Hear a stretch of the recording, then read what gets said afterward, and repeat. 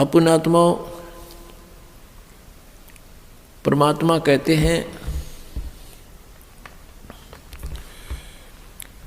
कि सतगुरु संगत छोड़ के चाहे लाख वर्ष जप कीन, इंद्री कर्म ना मोक्ष होए फिर काल के अधीन। जो भक्त कुछ दिन इस भक्ति को करके किसी भी कारण से दुर्भाग्य उनका होता है, वो विमुख हो जाते हैं, वो भक्ति यहाँ से यहाँ आना छोड़ देते हैं, गुरुजी से उसका अपना संपर्क समाप्त कर लेते हैं। और वो कुछ एक ऐसे नालायक थे, अनजान अनाड़ी थे, वो कहने लगे कि हम तो घर पे भक्ति कर लेंगे।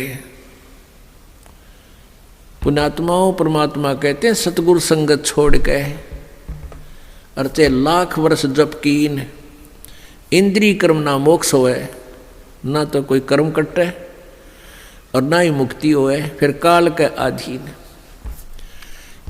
पुण्यात्माओं हमें यहाँ से 21 ब्रह्मांड काल के और सात संग ब्रह्मांड इस परब्रह्म के, इनको पार करके जाना है। और जब यहाँ से भक्ति युक्त प्राणी चलता है, यदि उसके साथ सतगुरु नहीं है,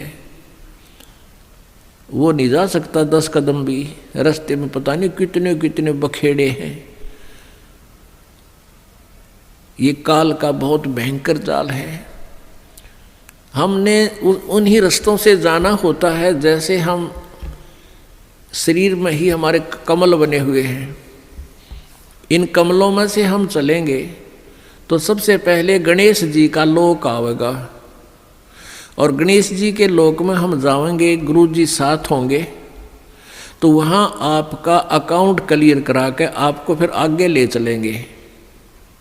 और यदि सतगुरु साथ नहीं है और आपकी पिछली पुण्य कमाई पिछली है और आप गुरुद्रोही बने नहीं, वैसे भक्ति छोड़ दी, आना बंद कर दिया, तो वो जो पिछले उस दौरान गुरु जी के संपर्क में रहने के दौरान जो तुमने भक्ति की, ये 7 मंत्र की या 2 मंत्र सतनाम की और सार नाम की,